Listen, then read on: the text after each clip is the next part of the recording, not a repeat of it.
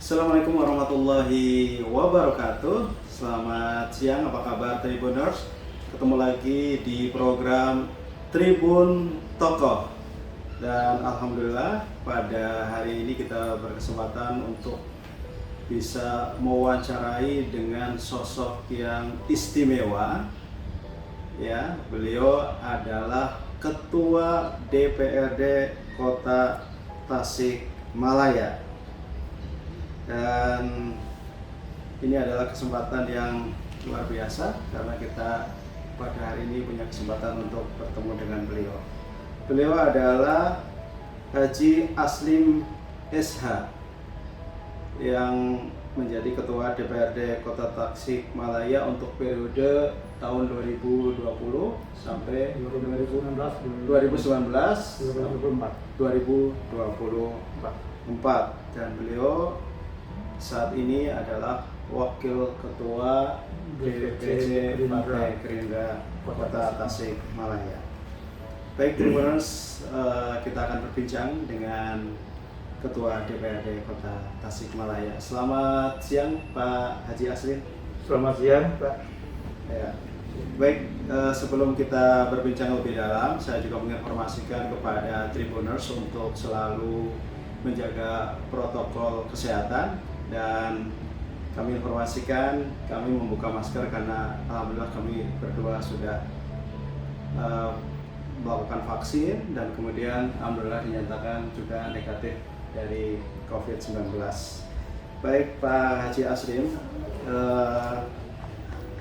Bapak sebagai Ketua Dewan dan juga memimpin teman-teman di DPRD Kota Tasikmalaya, tentu saja ini pekerjaan yang luar biasa karena Bapak dan teman-teman memikul amanah dari warga Kota Tasikmalaya, dan mereka sangat berharap hajat hidupnya menjadi lebih sejahtera dari tahun ke tahun, begitu ya Pak ya. Kemudian kita juga tahu bahwa kita dihadapkan pada persoalan badai COVID-19 yang menyebabkan roda ekonomi menjadi macet begitu. Nah, alhamdulillah kita saat ini sudah jauh lebih baik.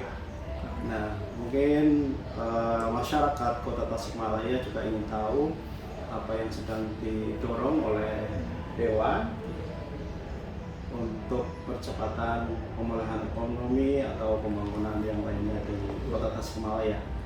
Apa Pak yang sekarang sedang diupayakan oleh Dewan? Terima kasih, Pak. DPRD Kota Tasikmalaya tentunya dengan fungsinya ya, legislasi, budgeting dan pengawasan tentunya berperan, punya andil besar untuk mendorong percepatan pembangunan di Kota Tasikmalaya. Karena sebagaimana kita ketahui dalam Undang-Undang 23/2012, unsur penyelenggara pemerintahan daerah adalah Wali Kota dan DPRD. Artinya kita bermitra. Kota Tasikmalaya dan kata orang Mutiara di Priangan Timur hari ini yang sedikit terganggu pembangunannya karena COVID-19. Alhamdulillah sekarang sudah mulai bangkit kembali tingkat ekonominya, daya belinya sudah cukup bagus. Bahkan kita Kota Tasik adalah yang pertama mendorong supaya dibangunnya tol dari Bandung ke Tasik. Awalnya hanya Bandung Tasik, tapi berkembang. Akhirnya itu rencananya Bandung, lalu Tasik, Cilacap, Pangandaran sampai Cilacap. Itu yang kita ketahui dan kita dorong bahwa tol itu suatu keniscayaan harus dibangun. Mengapa? Bukan hanya untuk mencari solusi kemacetan di Gentong dan sebagainya, tapi juga tatkala tol itu dibangun, saya rasa akan mendorong tingkat perekonomian di Kota Tasikmalaya. Apa sebabnya? Tasik sekarang sudah memiliki perguruan tinggi negeri, fungsi. Nah ini tentunya dengan memiliki perguruan tinggi negeri itu kan jumlah mahasiswanya cukup banyak, itu menjadi aset kita.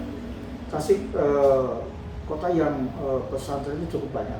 Ada satu pesantren saja itu santrinya sampai 45.000 dari seluruh pelosok. Artinya itu juga berpengaruh kepada peningkatan daya beli.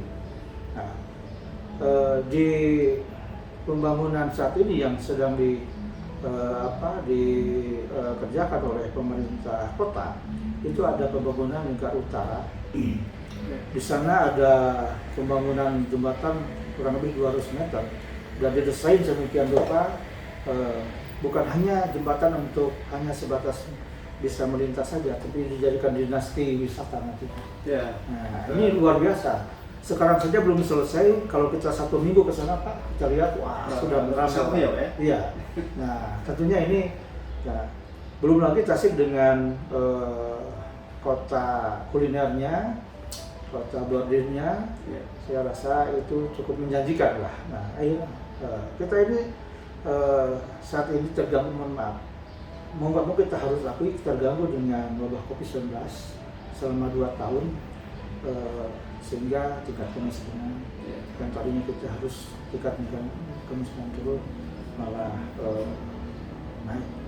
Dan orang mengatakan, saya nggak tahu persis itu pesan seperti apa, bahwa Tasik termiskin di Jawa Barat, termiskin. Tapi itu tidak menjadikan kami pesimis, tapi jadi tantangan kota Tasik untuk menghadapi itu. DPRD, kata kunci DPRD hari ini tentunya supaya kota Tasik ini tingkat percepatan pembangunannya itu bisa berhasil, kita harus betul-betul bermitra dengan pemerintah kota, karena kita betul mitra, tapi tidak meninggalkan fungsi pengawasan DPRD sendiri. Kita tidak ingin ada image di masyarakat antara wali kota, pemerintah kota dengan DPRD hanya bisa berhadapan saja.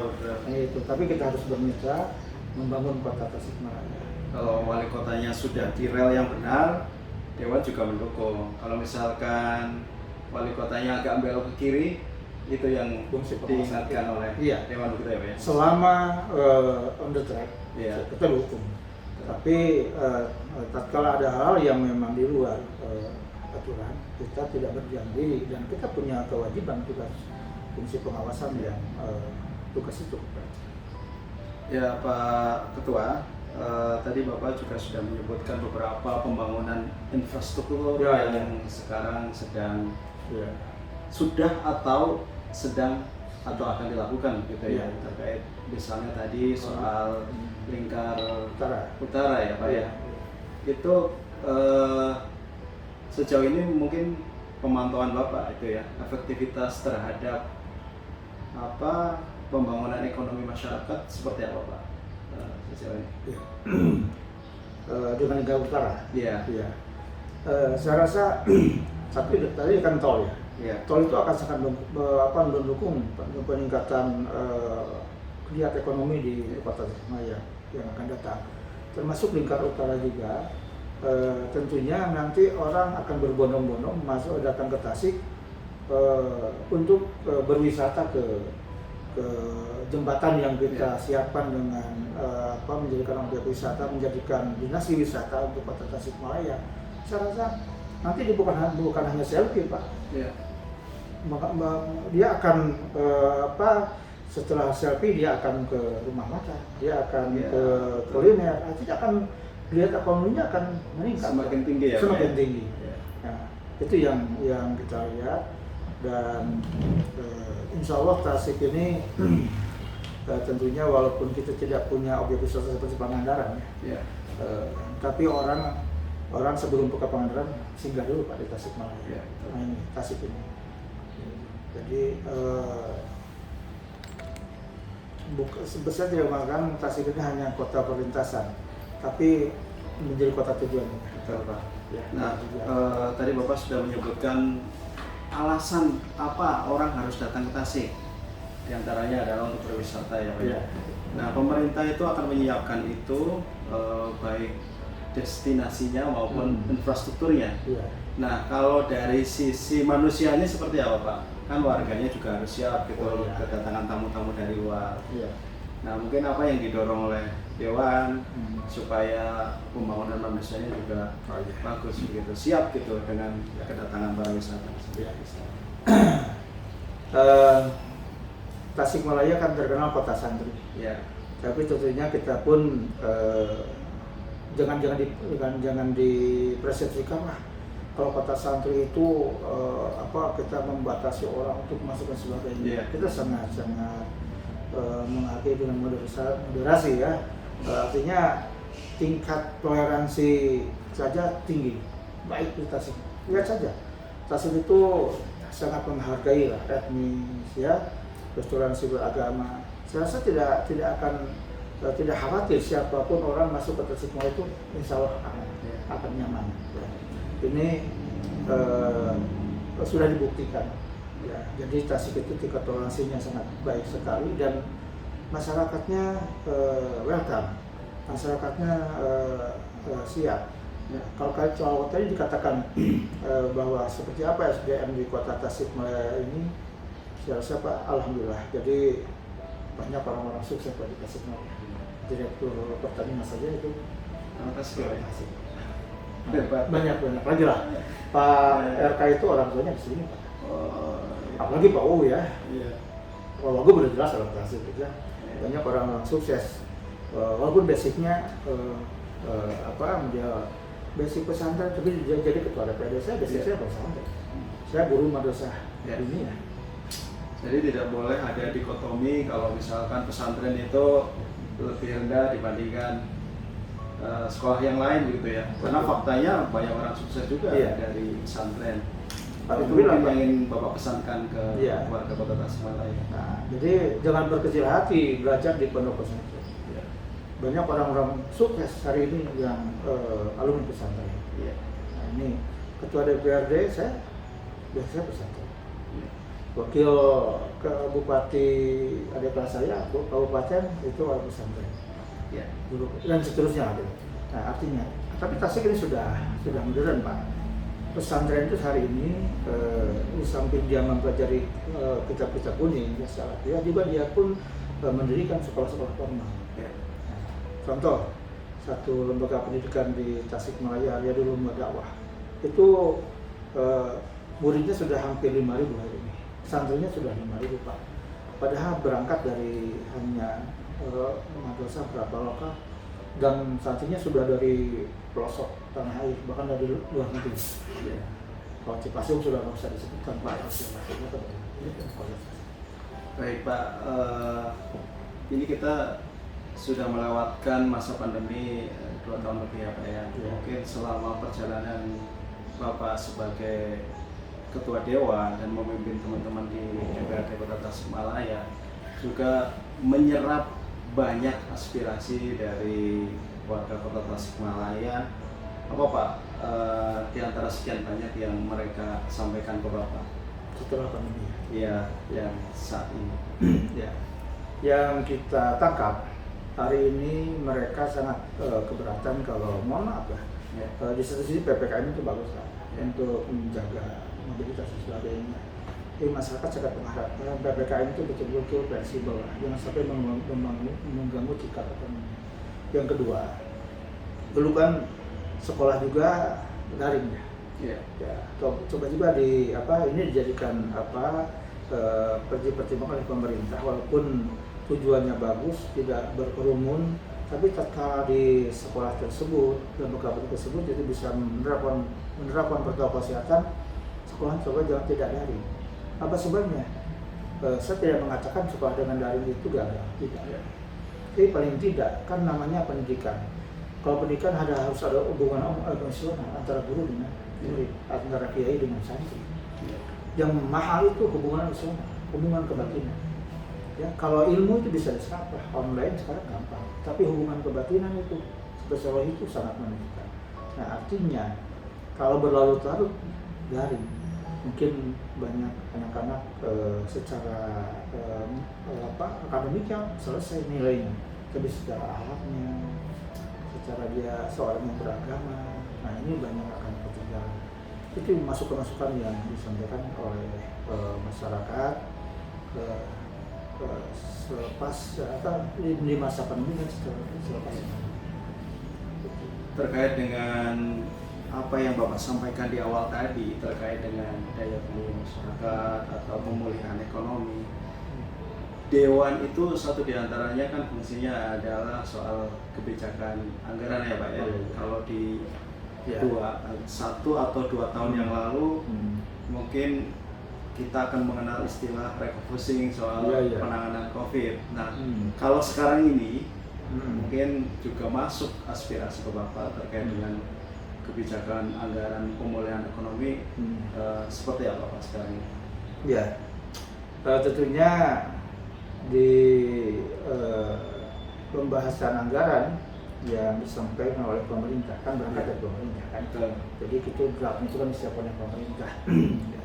Tentunya selama yang disampaikan oleh pemerintah itu ada pos-pos yang untuk peningkatan daya beli hari ini harus menjadi prioritas kita, harus menjadi prioritas.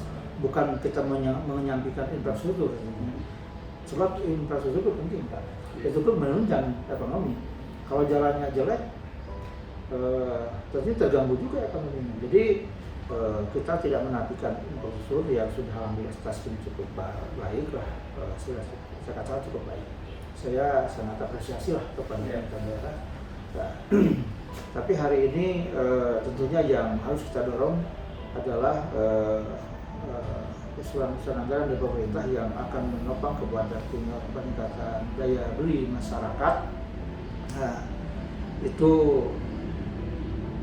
DPRD terus mengcross-check mana nih mana saja yang ini akan mendongkrak pada pemilihan masyarakat. DPRD sangat respon dan mendorong sekali.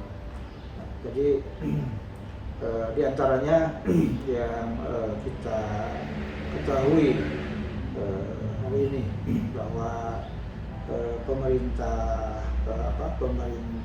kota Tasikmalaya ini kan di RPJMD kan dia punya program untuk wirausaha baru.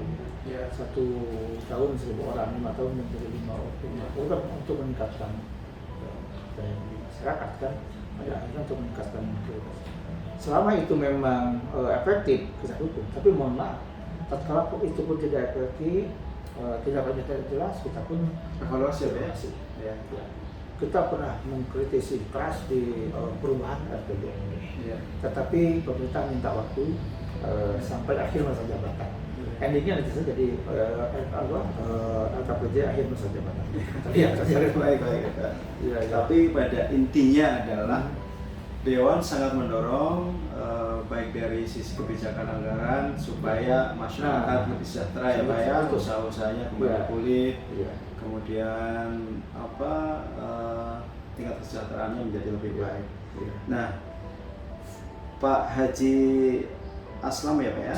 Aslim sebagai Ketua DPRD Kota Tasikmalaya dan juga memimpin teman-teman di Dewan tentu saja harus dikenal juga oleh masyarakat kotanya. Nah, saya ingin tahu juga soal perjalanan Bapak sebagai Ketua Dewan, sebagai orang yang berjuang memajukan Kota Tasikmalaya melalui jalur politik ya Pak. Nah, Bapak sebelum sebagai Ketua DPRD Kota Tasikmalaya mungkin bisa diceritakan ke kami untuk diketahui oleh masyarakat. Ini apakah cita-cita Bapak sejak kecil begitu atau ketemu di perjalanan Bapak? Jadi begini, saya dari kecil orang yang sudah senang berorganisasi, dari mulai SD, SMP, MTS ya, dan Madrasah Aliyah. Saya kan SD, MTS, Madrasah Aliyah, lalu ke perguruan tinggi. Di SD, di MTS, di Madrasah, di perguruan tinggi, di pesantren. Saya ini bergelut terus di organisasi. Saya sudah sangat senang berorganisasi. Akhirnya setelah selesai kuliah, saya kuliah tinggal di pesantren Pak. Jadi saya Bapak bukan kuliah Pak, boleh Saya dari mulai madrasah aliyah itu saya sampai kuliah saya tinggal pesantren Bahrul Ulum Ki Haji Bustami Tasikmalaya juga terkenal, udah sangat terkenal sekali. Lalu setelah kita selesai di pesantren juga di perguruan tinggi, kita kembali ke masyarakat. Di masyarakat pun saya berorganisasi lagi, senang masuk jadi ketua dulu DPD ya di desa dulu ya sebelum kelurahan ya, sangat senang. Saya pernah menjadi ketua IPNU Kabupaten Ikatan Pelajar Nahdlatul Ulama. Saya juga pernah menjadi wakil ketua GP Ansor, yang ketuanya Pak Haji Aceh Padang Cepasing, saya wakil ketuanya. Lalu saya berapa hari jadi sekretaris MBCNU Kecamatan Bungursari ini yang dulu. Dan hari ini saya menjadi ketua lembaga dakwah Nahdlatul Ulama Kota Tasikmalaya. Tidak berhenti lah. Banyak organisasi yang sebelumnya. Nah, mulai saya tertarik di politik itu semenjak di pesantren. Jadi Pak Kiai mohon maaf ya, dulu itu kan zaman Orde Baru ya, Golkar, ketiga PDI ya. Saya katakan Pak Kiai kampanye kemana saya antar, saya kawal, saya tiap hari sana. Ada yang kampanye saya hadir, saya siapa yang bolos sekolah apa ikut yang kampanye. Ya, itu mulai tertarik. Akhirnya saya diminta untuk masuk di partai politik, dulu Partai Kebangkitan Bangsa, PKB Pak, pertama. Oleh Kiai, ya, kalau Kiai udah bisa saya nggak bisa nolak. Ya nak nyalon, saya nggak bisa apa-apa. Nyalon lah di PKB. Tahun 99 itu. Tetapi kan dulu tuh nggak suara terbanyak, suara saya banyak, tapi nggak jadi Pak, karena kan dulu bukan suara terbanyak kan, ranking. Kita nggak jadi masalah. Nah, terjadilah pemekaran kota Tasikmalaya Kabupaten Tasikmalaya. Nah, dengan pemekaran itu kan di aturan undang-undang harus ada DPRD-nya, ya, harus ada wali kotanya. Nah, saya di 99 nggak masuk jadi anggota DPRD, tapi di 2002 dengan pemekaran karena aturannya itu anggota dewan itu diambil dari yang di bawahnya. Calon yang di bawahnya, di sana saya menjadi anggota DPRD. Jadi 2002 saya sudah jadi anggota DPRD Kota Tasikmalaya. Artinya kalau di kota saya anggota dewan pertama. Menjadi ketua komisi waktu itu. Awalnya bukan ketua komisi, sekretaris komisi. Ketua komisinya Pak Haji Syarif Hidayat yang saya dorong menjadi wakil wali kota. Jadi gak lama juga berikutnya jadi wali kota. Saya jadi ketua komisi. Nah, 2004 saya tidak ikut lagi karena konsen di pesantren. Orang tua kita sudah nggak ada yang di pesantren. Saya fokus untuk menata pesantren dulu. 2009 ya, masyarakat mendorong saya, "Wayah jadi nggak nyalon, wayah nak." Saya sudah ditawari oleh semua partai. Tapi saya memilih Gerindra pada waktu itu karena saya memilih. 2009 saya jadi alhamdulillah terpilih menjadi anggota DPRD. Dan menjadi sekretaris Komisi 4. 2014 juga saya didorong juga dan alhamdulillah menjadi anggota DPRD, menjadi ketua Komisi 1. 2019 juga kita didorong lagi oleh masyarakat, alhamdulillah, dan hari ini jadi ketua DPRD. Artinya guru dunia dan pesantren. Saya kalau pulang di kantor ngajar di pesantren. Saya punya lembaga pendidikan namanya Mabdaul Ulum, Yayasan Islam Mabdaul Ulum. Saya punya TK, RA, Betul Apa, punya Kobar, punya TPA, punya Dinia, punya SMK dan punya SMK. Sebab apa sebabnya? Kita teruskan itu adalah jasa orang-orang tua kita dulu harus diteruskan. Jangan sampai nanti wah bekas pesantren. Artinya pribadi saya yang guru ngaji, guru madrasah, nggak saya tinggalkan sampai hari ini. Jadi tentunya guru madrasah bisa jadi ketua DPRD. Ini tentunya jangan pesimis lah dimanapun kita. Baik, luar biasa sekali ini perjalanan karier di dunia politik Pak Ketua DPRD Kota Tasikmalaya, sekaligus ini sebagai ibroh gitu ya, atau pelajaran bagi warga masyarakat Kota Tasikmalaya atau pelajar atau para santri yang saat ini sedang belajar, bahwa ketika ada ikhtiar yang kuat maka cita-cita itu juga bisa diraih. Nah, mungkin sedikit lagi Pak terkait dengan Bapak ini menjadi anggota dewan atau orang yang berjuang melalui dunia politik ini kan risikonya juga tidak sedikit ya Pak, ya, tidak mudah gitu. Pasti ada begitu banyak rintangan. Nah, respon dari keluarga seperti apa? Mungkin dari istri atau dari anak-anak? Karena saya orang organisasi Pak, sebelum saja saya jadi anggota dewan, saya kan wakil ketua GP Ansor ya. Kalau itu belum nikah kan? Kalau wakil ketua GP Ansor sudah berkeluarga. Keluarga sudah tahu orang organisasi itu kalau waktunya tidak tertentu sudah paham. Pulangnya kadang-kadang tengah malam. Nah, itu sudah terbiasa. Dan sekarang di DPRD, saya alhamdulillah ada yang tertinggal. Dari 2009 sampai hari ini itu saya posisi rumah di Gerindra ya, nggak pindah lagi. Keluarga tentunya sudah sangat memahami kalau saya harus pulang larut malam.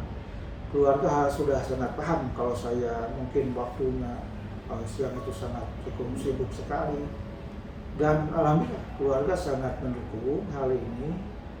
Tentunya, dan ini yang menjadikan energi saya. Kalau keluarga tidak mendukung ini, saya berpikir lagi untuk ini. Mungkin protes Pak, istri protes, ini waktu Bapak habis di luar, keluarga kurang terperhatikan, anak-anak misalnya. Kan kita masih bisa ngatur lah Pak. Jadi yang jelas saya merasakan dukungan keluarga cukup. Dulu, tapi yang satu hal yang saya tidak lupakan, setiap saya mau mencalonkan saya datang ke orang tua. Ya sekarang sudah tidak ada, dua-duanya sudah tidak ada. Kalau diizinin orang tua, diizinin kiai, saya baru maju. Kalau orang tua kiai, guru saya nggak izin, saya itu sangat paham sekali. Jadi kalau kan satu doanya, dua amanatnya kita harus penuhi. Alhamdulillah, jadi keluarga sangat mendukung sekali, yang menjadikan energi. Guru-guru para kiai, guru-guru saya, para kiai sangat mendukung sekali, yang menjadikan energi. Baik. Ini seandainya ya Pak ya? Ya. Seandainya Pak Kiai atau konstituen Bapak menginginkan Bapak berjuang di jalur eksekutif ya Pak ya, menjadi wali kota, respon Bapak seperti apa Pak? Ini kebetulan juga kan wali kota Tasikmalaya juga akan berakhir begitu. Ya. Bagi saya satu, saya usahakan saya tidak ambisius untuk menjadi seorang pemimpin. Tetapi saya harus mempersiapkan diri menjadi seorang pemimpin. Kapanpun ya diminta dan memang itu untuk kemaslahatan masyarakat banyak, insya Allah saya siap. Itu tentunya. Tapi kan kalau untuk jalur itu kan mekanismenya banyak. Dan itu dilalui kan di hubungan partai politik, masyarakat dan jelas. Tapi yang jelas prinsip satu lah. Saya usahakan, saya tidak ambisius, saya akan melaksanakan tugas ketua DPRD ini mudah-mudahan sebaik-baiknya. Nanti di tengah jalan seperti apa, tentunya saya tidak akan ambisius untuk menjadi pemimpin, tapi akan wajib mempersiapkan diri untuk menjadi pemimpin. Siap. Itu Baik, Tribuners dan warga Kota Tasikmalaya, itulah tadi perbincangan saya dengan Ketua DPRD Kota Tasikmalaya, Haji Asli SH. Ya, perjalanannya begitu luar biasa. Ini menjadi inspirasi bagi para pelajar, pemuda ataupun warga Kota Tasikmalaya, bahwasanya ketika kita optimis ya Pak ya, maka impian itu juga akan diperoleh dan kita juga mendapatkan insight yang begitu banyak ya, terkait dengan pekerjaan-pekerjaan sebagai wakil rakyat. Dan kita juga tadi mendengarkan bahwa Pak Ketua dan juga teman-teman di DPRD Kota Tasikmalaya akan memperjuangkan aspirasi Bapak Ibu sekalian. Terima kasih Anda sudah menyimak program Tribun Tokoh dan saksikan untuk wawancara Tribun Tokoh lainnya. Terima kasih. Wassalamualaikum warahmatullahi wabarakatuh. Terima kasih.